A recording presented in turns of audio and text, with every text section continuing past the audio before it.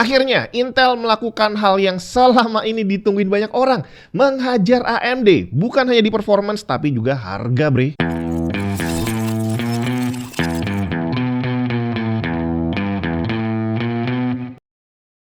Nih, di atas meja, CPU terbaru dari Intel. Ini arsitekturnya masih hampir sama seperti yang lama, jadi model refresh gitu ya. Arrow Lake Plus atau Arrow Lake Refresh. Tapi untungnya bukan cuma refresh nama, bre. Intel Core Ultra 5 250K Plus dan Intel Core Ultra 7 270K Plus yang ada di atas meja ini dirilis dengan harga resmi 200 dan 300 US dollar atau sekitar 3,5 dan 5,3 jutaan. Harusnya harga yang hampir sama dengan Ryzen 5 9600X dan Ryzen 7 9700X. Posisinya sendiri sebenarnya untuk menggantikan Core Ultra 5 245K dan Core Ultra 7 265K. Tapi saat video ini dibuat, Intel Core Ultra 7 270K Plus di marketplace dipasang di harga 6,5 jutaan atau sekitar 365 USD. Entah udah digoreng atau stok lamanya belum habis. Jadi sementara ngabisin Core Ultra 7 yang 265K, ya udah harganya ditinggiin dulu. Tapi harapannya sebentar lagi udah turun ke harga normal. Termasuk Ryzen 5 9600X dan Ryzen 7 9700X sekarang ini posisinya lagi nggak enak banget, bre. Jadi kemungkinan dalam waktu dekat mereka juga akan dipaksa turun harga. Core Ultra 5 25K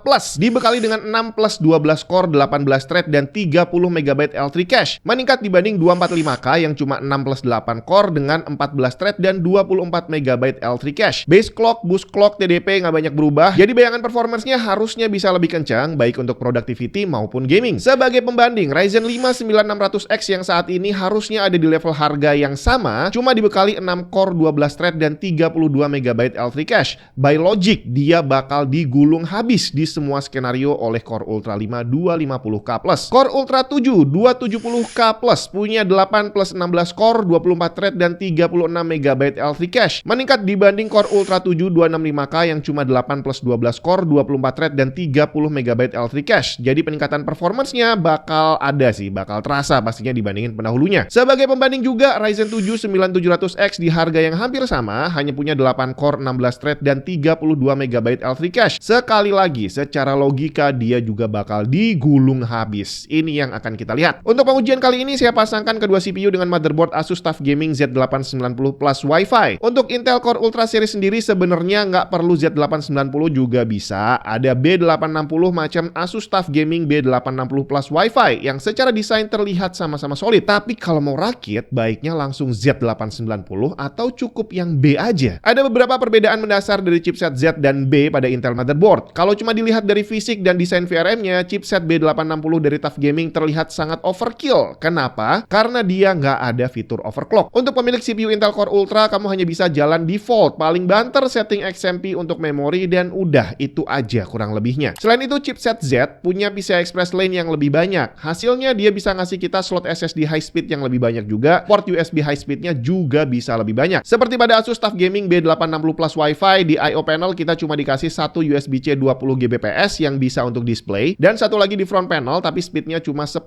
Gb per second. Untuk M.2 cuma dapat 3, yang satu support PCI Express Gen 5 dan dua lainnya Gen 4. Sedangkan pada Asus TUF Gaming Z890 Plus Wi-Fi, di I/O panel kita dapat satu Thunderbolt 4 40 Gb per second dan satu USB-C 20 Gb per second yang dua-duanya bisa display. Ditambah front panel ada lagi satu USB-C 20 Gb per second. Untuk storage kita dapat 4 slot M.2 di mana yang satu support PCI Express Gen 5 dan 3 sisanya jalan di Gen 4. Jadi chipset B860 yang lebih murah akan cocok untuk pengguna Intel Core Ultra CPU non-K yang memang nggak bisa di overclock. Tapi kalau kamu pakai CPU seri K yang bisa overclock dan kamu juga butuh slot SSD dan port USB yang lebih banyak dan lebih kencang, maka chipset Z akan lebih worth it untuk dibeli. Untuk detail spek Asus TUF Gaming Z890 Plus Wi-Fi dan Asus TUF Gaming B860 Plus Wi-Fi, linknya bisa kamu klik di deskripsi. Kembali ke sistem tes kali ini, Core Ultra 5 250K Plus dan Core Ultra 7 270K Plus-nya saya pasang di motherboard Asus TUF Gaming Z890 Plus Wi-Fi, RAM DDR5 32GB 6000 mts CL28 dan GPU Asus TUF Gaming GeForce RTX 5070 Ti 16GB GDDR7 OC Edition. Kita mulai dari rendering. Blender BMW terlihat Intel Core Ultra 5 250K Plus bisa menyelesaikan menyelesaikan render dalam waktu 76 detik, sedangkan Core Ultra 7 270K Plus hanya 55 detik saja.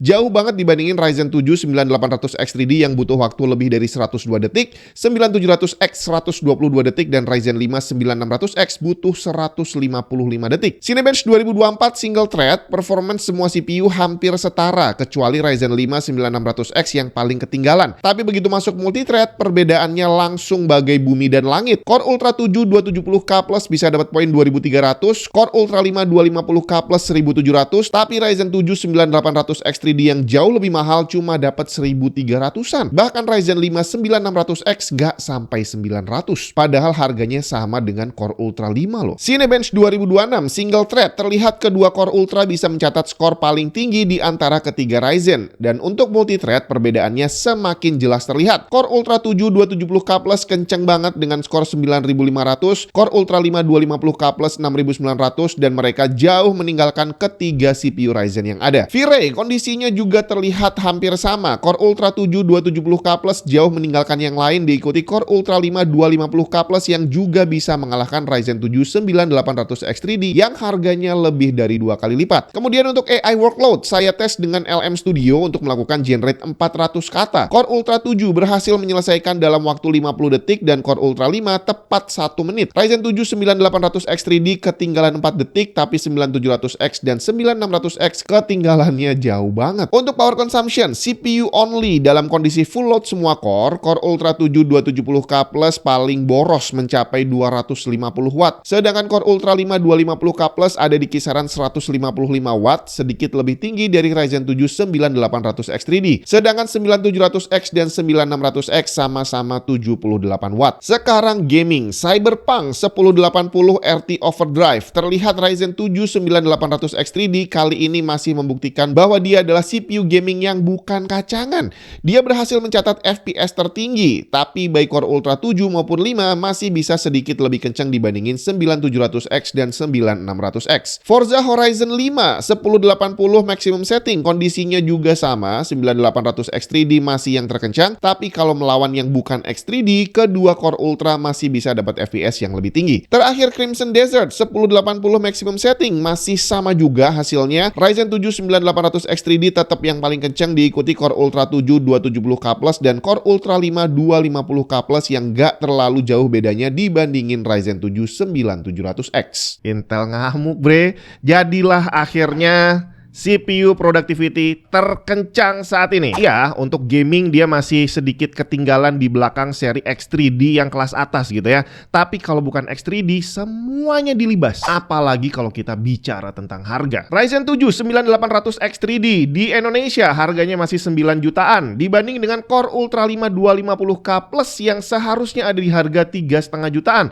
Dan Core Ultra 7 270K Plus yang harusnya di level 5,3 jutaan. Bukan hanya price to performance, tapi price lebih murah dengan performance yang lebih tinggi. Dan ini adalah salah satu momen yang saya tunggu dari sejak lama, persaingan performance dan harga. Sedangkan untuk AMD sekarang ini, Ryzen semakin kepepet bre. Kalau kita bicara productivity, dia ketinggalannya udah jauh banget. Jadi senjata mereka sekarang ini hanya sekedar nama gaming CPU terkencang. Tapi begitu lihat selisih performance-nya dan selisih harganya, ini juga jadi bikin orang mikir dua kali ya. Apalagi untuk pasar yang bukan X3D, dibabat habis semuanya. Kayaknya semakin seru nih pasar CPU.